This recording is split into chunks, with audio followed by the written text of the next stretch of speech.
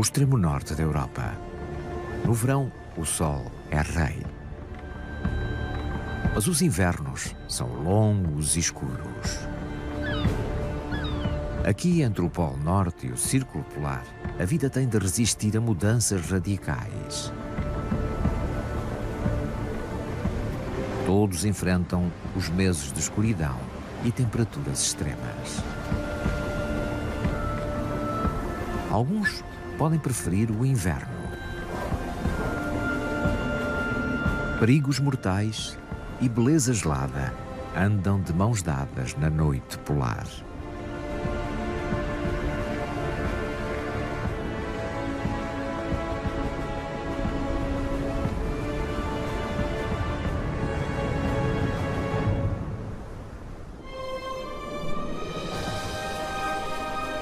No início do outono, o dia e a noite têm a mesma duração.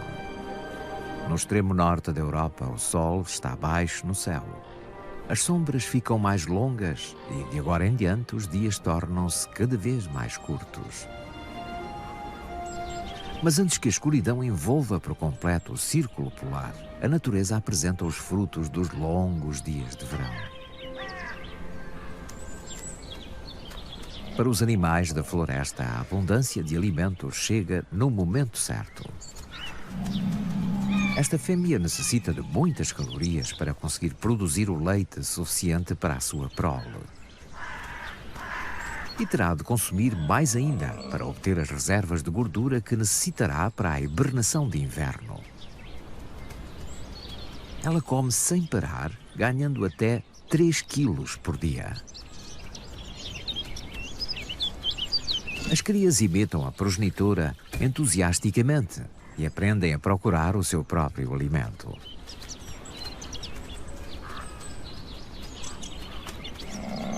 Mantêm-se perto da progenitora e sob a sua proteção. Restam-lhes apenas 2 semanas antes de se retirarem para a sua toca para hibernarem.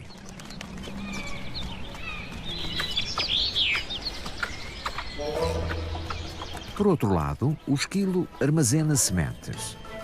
Permanece acordado durante todo o inverno e precisa de se alimentar com frequência. O gaio siberiano também armazena alimento, sendo das poucas aves que permanece no norte durante o inverno.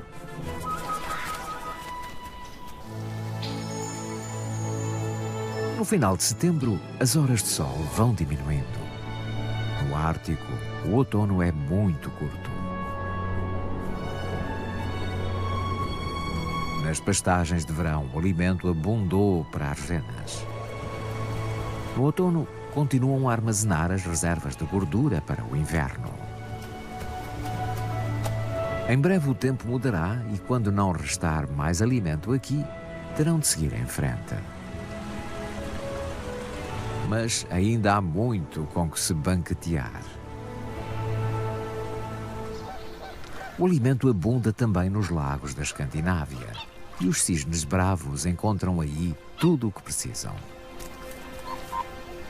Nas margens ainda há muitas bagas.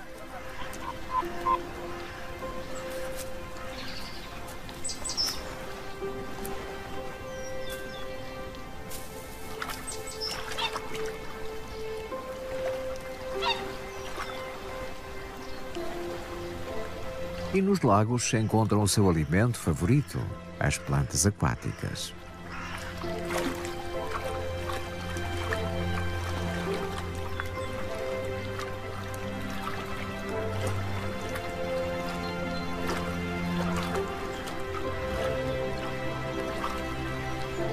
Mas mal os lagos congelem, perdem a sua fonte de alimento. A família de cisnes tem de partir da sua residência de verão. Como todas as aves no Ártico, fogem do frio e da escuridão, ficando apenas os peritos em sobrevivência.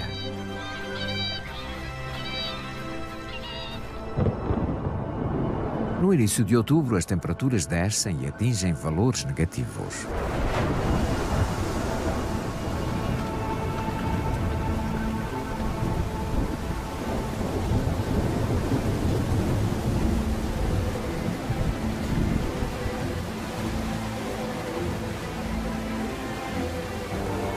O inverno chega cedo e rapidamente à região polar.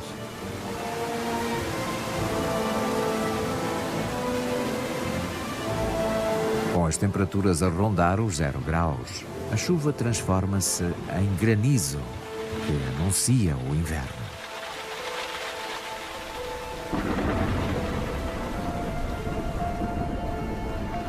As nuvens adensam-se e as temperaturas descem cada vez mais. Pouco depois, chega a neve.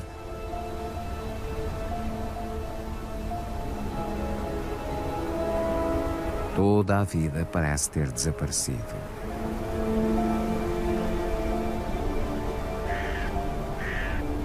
A floresta fica em silêncio. Os ursos pardos estão a hibernar. Permanecerão nas suas tocas durante cerca de 7 meses. Poupam energia, abrandando os batimentos cardíacos e diminuindo a temperatura corporal. Ficam dependentes única e exclusivamente das reservas de gordura. É assim que sobrevivem ao duro inverno.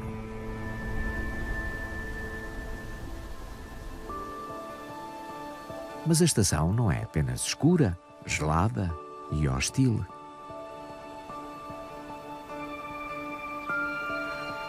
Naqueles dias em que o sol de inverno espreita sobre o horizonte, a paisagem transforma-se numa joia reluzente.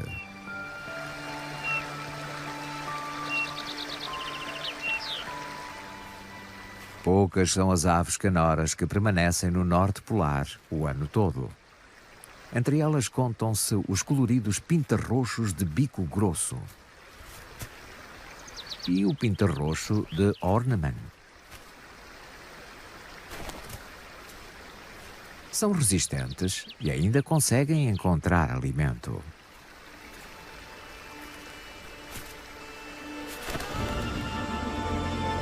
Mais para o norte, no polo propriamente dito, a escuridão reina há 4 semanas, desde meados de outubro.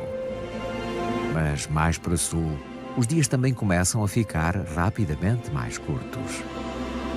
No círculo polar, o sol aparece durante 8 horas apenas.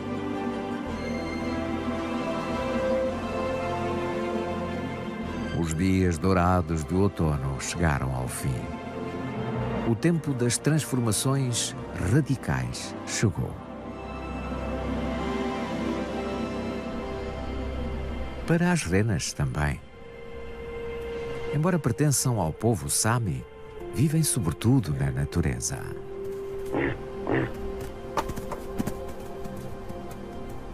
Estão adaptadas a uma vida no frio e na escuridão, e até mesmo no mais árido dos invernos escandinavos conseguem encontrar alimento suficiente para sobreviverem. Embora para isso tenham de percorrer grandes distâncias. Em novembro, pequenos grupos juntam-se e formam grandes manadas. A certa altura, como se uma ordem inaudível fosse dada, a migração para as pastagens de inverno começa.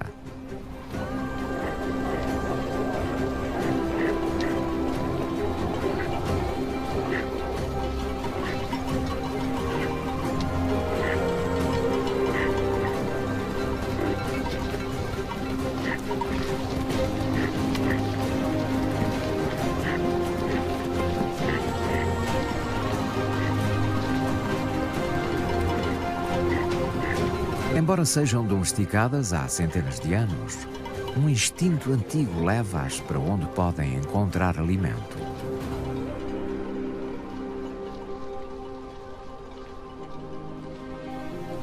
Os extremos sazonais nas regiões polares da Terra são causados por um fenómeno astronómico.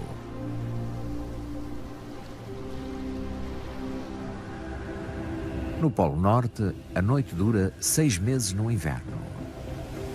O motivo é porque o eixo da Terra está num determinado ângulo em relação ao Sol. À medida que a Terra orbita o Sol, ou o Norte ou o Sul obtêm mais luz. É isto que está na origem das estações. Quando o eixo da Terra fica mais afastado do Sol, é inverno no Norte. Por volta de 21 de dezembro, todo o círculo polar fica na sombra. Mas quando o eixo da Terra se inclina para o Sol, é verão no hemisfério norte. Por volta de 21 de junho, é dia em toda a região polar. Daí em diante, a sombra vai lentamente aproximando-se do Polo Norte. Até que por volta de 21 de dezembro, as sombras voltam a envolver todo o círculo polar. Foi atingido o auge da noite polar. No Polo, o Sol desaparece durante 6 meses. No norte da Noruega, no Círculo Polar, desaparece durante um dia apenas, antes de reaparecer sobre o horizonte.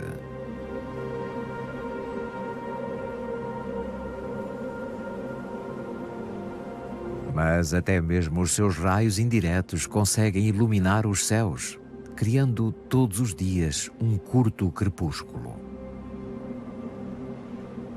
Nas próximas semanas e meses, o extremo norte será dominado pela escuridão. As noites são muito longas, tornando claramente visíveis as auroras boreais.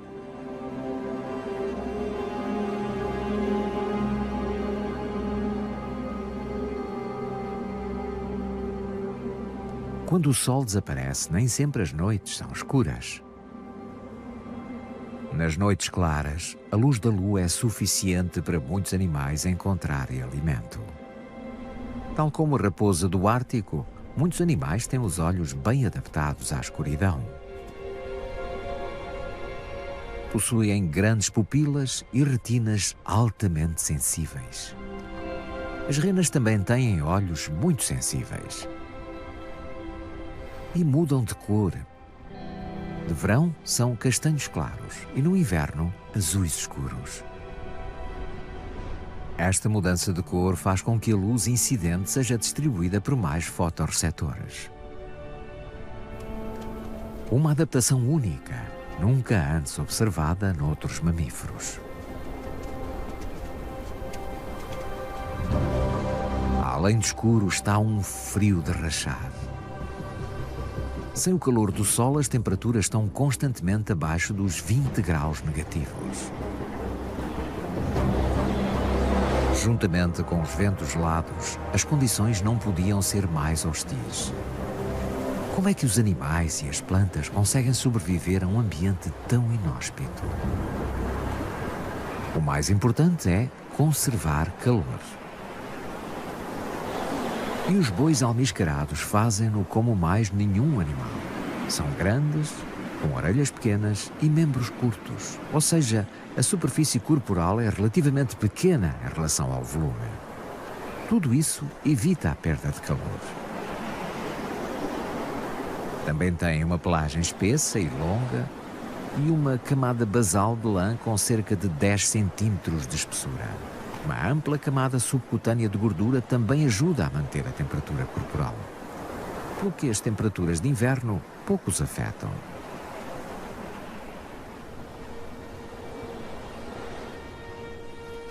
As renas também se encontram adaptadas de forma muito eficaz às baixas temperaturas.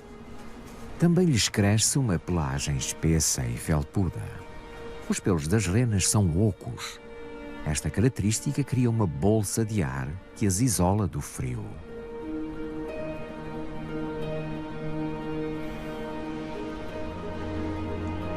Imagens térmicas mostram que pouco calor escapa através da sua pelagem. O nariz da rena é igualmente invulgar. Graças à sua estrutura interna, o ar inalado é aquecido antes de chegar aos pulmões. E é uma zona muito bem irrigada. Pelas imagens térmicas, parece mesmo Rudolf, a rena do nariz vermelho.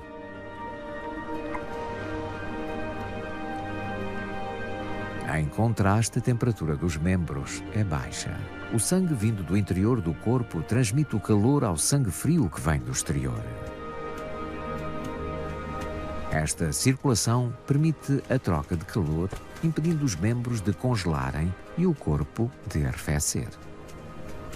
É assim que as renas conseguem suportar temperaturas de 40 graus negativos. Nos meses de inverno, o interior norte da Escandinávia fica coberto de gelo. Mas a zona costeira é muito mais amena. A corrente do Golfo permite que os fiordes noruegueses permaneçam livres de gelo durante todo o ano.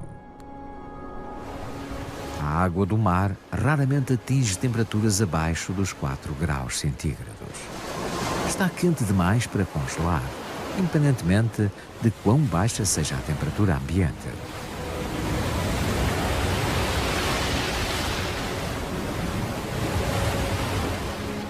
As correntes oceânicas temperadas promovem a existência de uma biodiversidade invulgar, mesmo nestas latitudes. As aves marinhas juntam-se nas baías abrigadas. E as garças chegam, vindas do interior. Com alguma luz, ainda são capazes de encontrar alimento.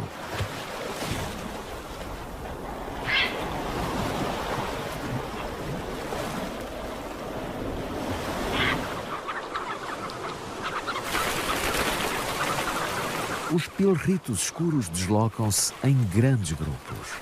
São as únicas aves limícolas que passam o inverno a norte do Círculo Polar. As poucas horas de crepúsculo são mais que suficientes para se alimentarem. As águas dos fiordes noruegueses mais a norte constituem uma fonte de alimento natural incrivelmente rica. Milhões de arenques passam aqui o inverno.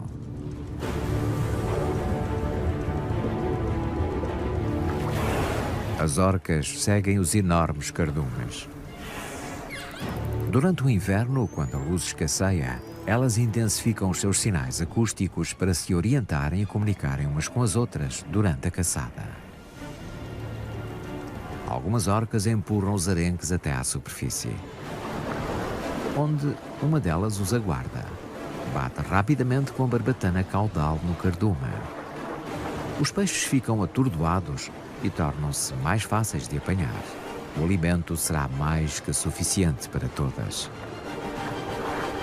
Durante estes ataques, as orcas matam toneladas de arenques, mas consomem menos de 1%.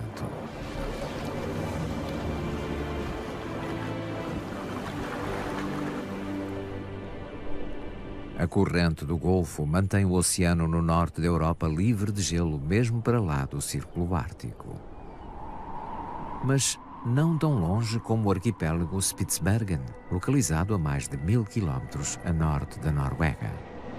Aqui a noite polar dura quase 4 meses.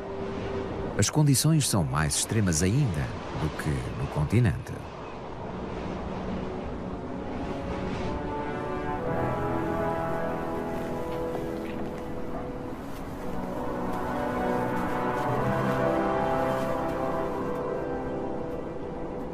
É nesta altura que o urso polar se encontra no seu elemento. Não há nenhum animal mais adaptado a seu habitat do que o urso polar. A sua pelagem quente não cobre apenas o corpo, cobre também os membros e as grandes solas das patas que os impedem de se enterrarem na neve. Uma camada espessa de gordura isola-o contra o frio, até mesmo com temperaturas de 40 graus negativos. Este jovem macho anda à caça de focas. O mar gelado à entrada do glaciar Spitsbergen é a sua zona de caça.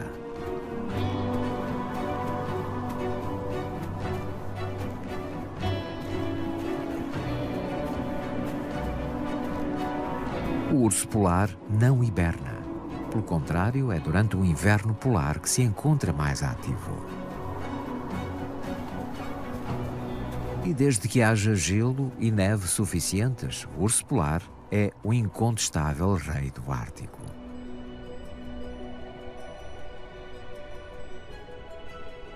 A noite polar não traz apenas frio e escuridão.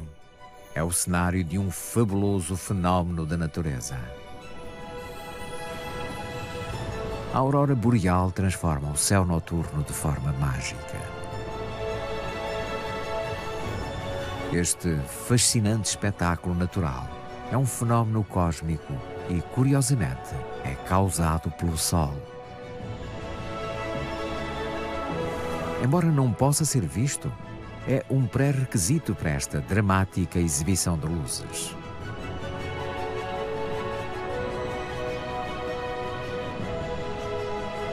O Sol lança para o espaço grandes quantidades de partículas carregadas, os chamados ventos solares. Quando eles alcançam o campo magnético da Terra, as partículas colidem com os átomos na atmosfera superior e forma-se a aurora boreal.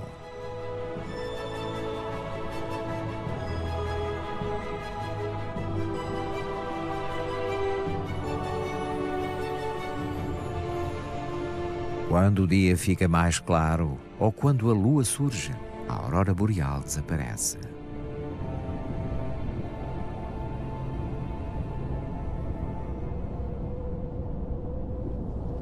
Durante o crepúsculo da noite polar, os animais têm pouco tempo para procurarem alimento. E quando o fazem, a camuflagem é um elemento-chave para a sua sobrevivência. No inverno, a raposa do Ártico exibe uma pelagem branca e densa. Na paisagem coberta de neve, torna-a praticamente invisível às suas presas. Para se proteger dos rigores do inverno, enrola-se, mantendo o focinho quente na pelagem. Em condições particularmente inóspitas, a raposa retira-se para a sua toca. As lebres árticas também mudam de cor da sua pelagem, de castanho acinzentado a branco, e ficam praticamente imperceptíveis. Só em movimento podem ser detectadas pela raposa do Ártico. E o perigo também está à espreita do céu. Mas a águia real não tem muito tempo para caçar. Embora tenha uma visão extremamente apurada, durante o crepúsculo ela tem dificuldades em detectar a presa. O lagopo de branco está camuflado quase na perfeição.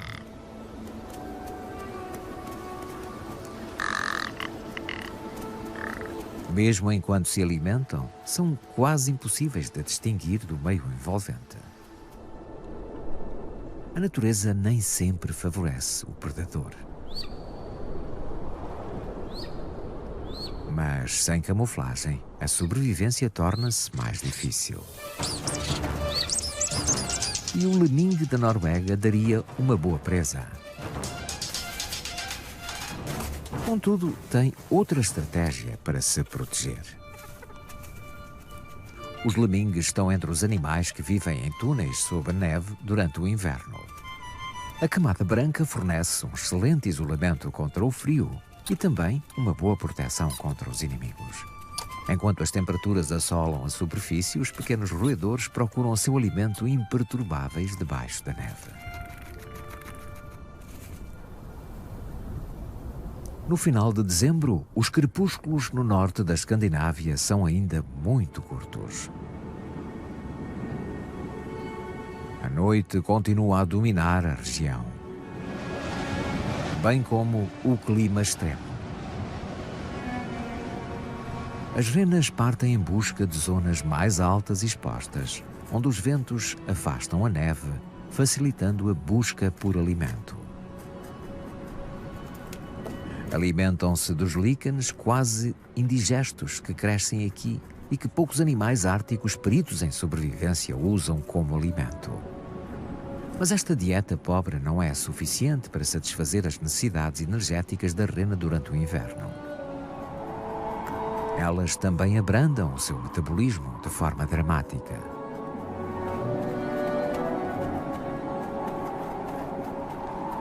E dependem sobretudo das suas reservas de gordura. Apenas aqueles que se alimentaram bem durante o verão serão capazes de sobreviver durante o longo inverno. Os doentes e os fracos têm poucas hipóteses.